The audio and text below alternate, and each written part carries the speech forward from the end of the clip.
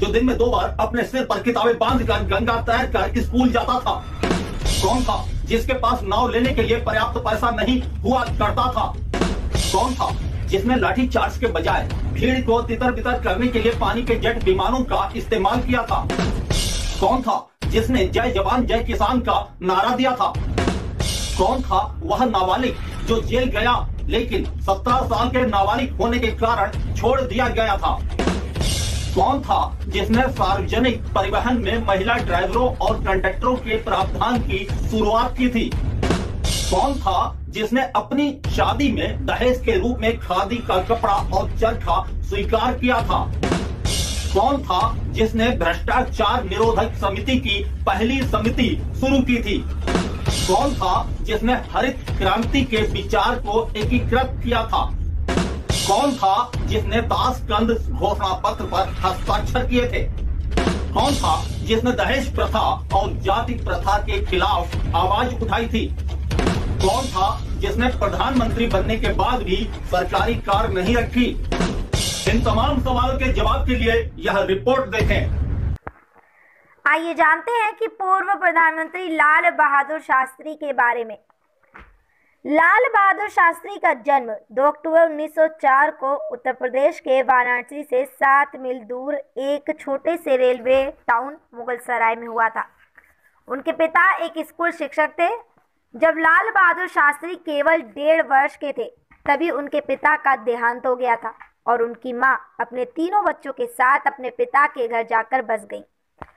आपको बता दें कि उस छोटे से शहर में लाल बहादुर की स्कूली शिक्षा कुछ खास नहीं रही, लेकिन गरीबी की मार पड़ने के बावजूद उनका बचपन पर्याप्त रूप से खुशहाल बीता।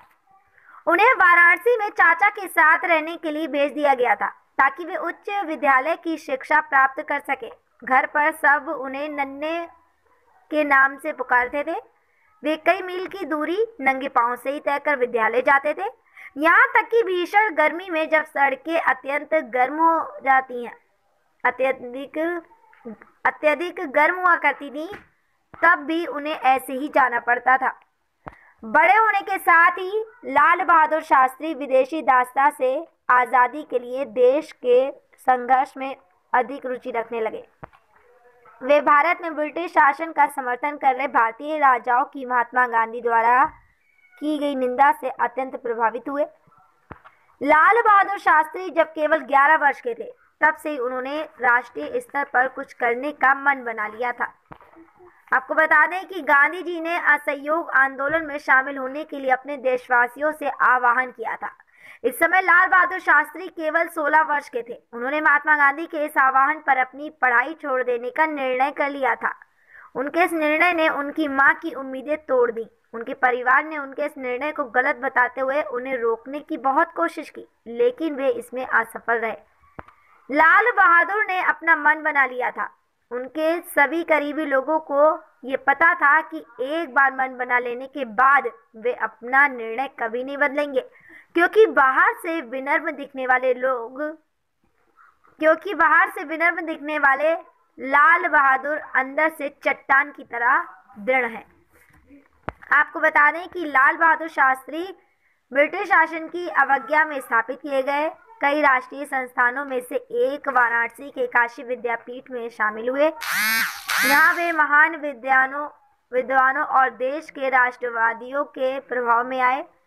विद्यापीठ द्वारा उन्हें प्रदत्त स्नातक की डिग्री का नाम शास्त्री था, लेकिन लोगों के दिमाग में ये उनके नाम के एक भाग के रूप में बस गया। तब में उनकी शादी हुई। उनकी पत्नी ललिता देवी मिर्जापुर से थी, जो उनके अपने शहर के पास ही था।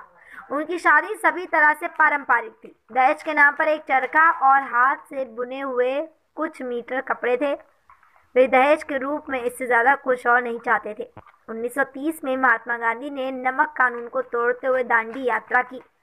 इस प्रतीकात्मक संदेश ने पूरे देश में एक तरह की क्रांति ला दी।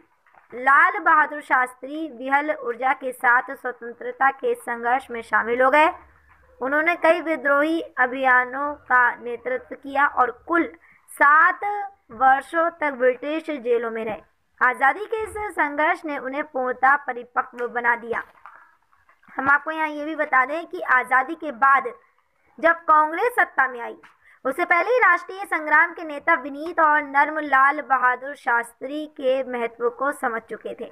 1946 में जब कांग्रेस सरकार का गठन हुआ, इस छोटे से डायनामो को देश के शासन में रचनात्मक भूमिका निभाने के लिए कहा गया। उन्हें अपने गृह राज्य उत्तर प्रदेश का संसदीय सचिव नियुक्त किया गया और जल्द ही वे गृह मंत्री के पद पर भी आसीन हुए। कड़ी मेहनत करने की उनकी क्षमता और उनकी दक्षता उत्तर प्रदेश में एक लोक शक्ति बन गई। वे 1951 में नई दिल्ली आ गए और केंद्रीय मंत्रिमंडल के कई विभागों का प्रभार संभाला। रेल मंत्री, परिवहन और संचार मंत्री, वाणिज्य और उद्योग मंत्री, गृह मंत्री और नेहरू जी की बीमारी के दौरान बिना विभाग के मंत्री रहे। उनकी प्रतिष्ठा लगातार बढ़ रही थी। एक रेल दुर्घटना जिसमें कई लोग मारे गए थे के लिए स्वयं को जिम्मेदार मानते हुए उन्होंने रेल मंत्री के पद से इस्तीफा दे दिया था। देश और संसद ने उनके इस अभूतपूर्व पहल को काफी सराहा।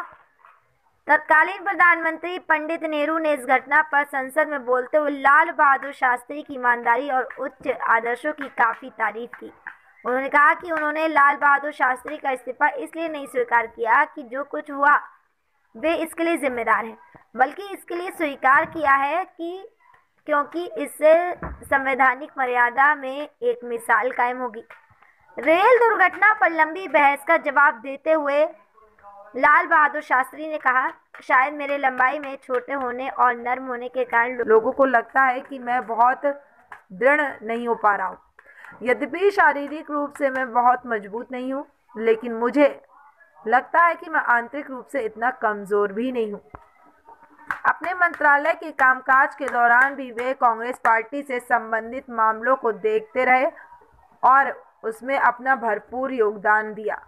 1952 में, 1957 और 1962 के आम चुनावों में पार्टी की निर्णायक और जबरदस्त सफलता में उनकी सांगठनिक प्रतिभा और चीजों को नजदीक से परखने की उनकी अद्भुत क्षमता का बड़ा योगदान था।